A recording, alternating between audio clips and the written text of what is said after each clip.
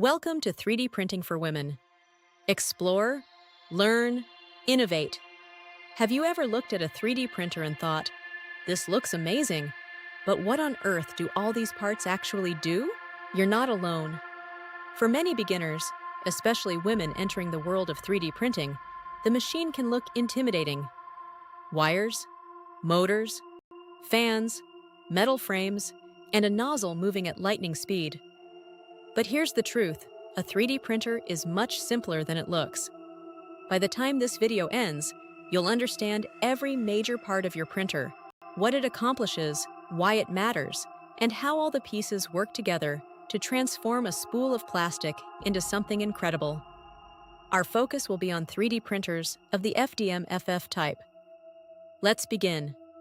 Part 1. What is a 3D printer really? Before we talk about parts, let's understand what a 3D printer actually does. A 3D printer creates objects, one ultra-thin layer at a time. Consider it similar to constructing a cake, layer by layer by layer. Except instead of frosting, it uses melted plastic. Each component of the printer serves a single purpose, to place that plastic in exactly the right spot. And when all the components work together, magic happens. Part 2. The frame, the skeleton of the printer. The frame is the backbone of your printer. Everything is held together by it. Steel, acrylic, and aluminum are common materials. Motors, belts, wires, the print bed, the hot end. To precisely move pieces along the X, left, right, Y, front, back, and Z, up, down axes, belts, and motors collaborate. Think of the frame like the skeleton in your body. Without it, nothing stays aligned. A strong frame means better stability, less vibration, cleaner prints, more precise layers. If your printer shakes, your print quality deteriorates. That's why the frame matters. Part 3. The print bed. The print bed is where your object is born. It's the flat surface where your model is built. Layer by layer. Many beginners underestimate the bed, but it's one of the most important parts. Because if your first layer fails, everything fails. Materials adhere better to heated beds and prevent warping. Common bed surfaces include glass, textured steel, PEI-coated sheets, flexible magnetic plates. Each has advantages. Part 4. The hot end. Now we reach the heart of the printer, the hot end. This is the point at which the solid filament turns into liquid. The molten plastic is placed in the proper location on the bed by using the rails and belts to move like a robot arm.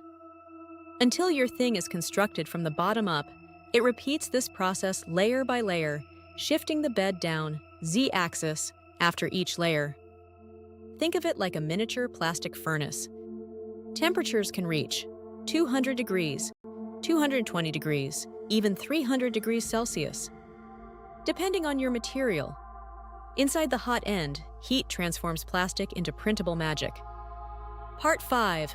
The nozzle and thermistor. The nozzle is tiny, but powerful. The heater block provides the heat. Details and speed are affected by nozzle size. It precisely regulates the amount of plastic that is released. Thermistor, a small temperature sensor that continuously measures the printer's nozzle temperature. The most common nozzle size is 0.4 millimeters. More detail is produced by smaller nozzles. Larger nozzles create faster prints. It's similar to having to decide between a fine paintbrush or a wide marker. Part 6. The extruder. The filament is fed via the extruder. What is its job?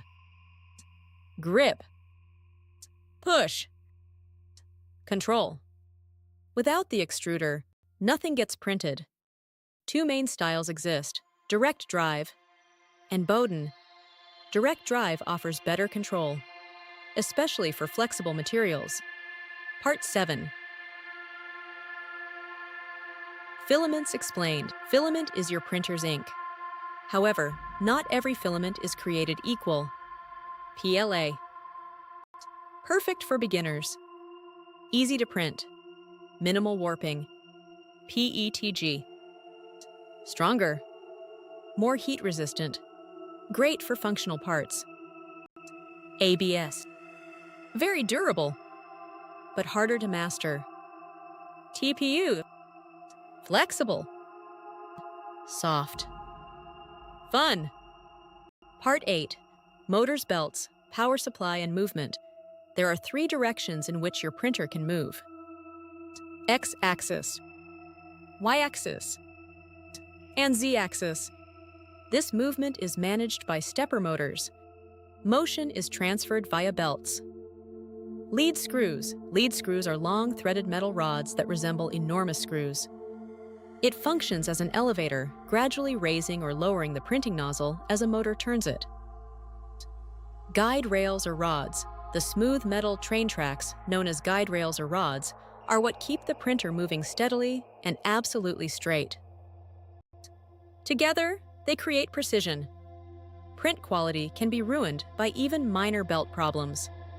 Part 9. Cooling fans and auto bed leveling. Sensor, ABL. Cooling fans may seem small, but they make huge differences. They cool the nozzle, the filament, the electronics. Better cooling means sharper details, bridges that are cleaner, better overhangs. Auto bed leveling sensor, a probe that measures the tilt and unevenness of the bed automatically, allowing the printer to adjust. Part 10. The printer's brain. The motherboard, or control board, is the brain. It tells every component what to do. Move here. Heat now. Cool down. Pause. Resume. Everything starts here. Display and controls. To operate the printer without a computer, a tiny screen and a knob are typically used. Power supply provides the proper voltage for the printer's heaters and electronics by converting power from your wall outlet. And now, what once looked complicated makes perfect sense. Because a 3D printer isn't one machine. It's a team. A frame. A bed. A nozzle. Motors. Fans. Sensors. Power supply. That's its essence. Each component functions as a whole to transform a digital file into a tangible, touchable thing, working together to bring ideas to life. If this video helped you, subscribe and like to 3D Printing for Women, where we make 3D printing simple, creative, and empowering. Thanks for watching. See you in the next video.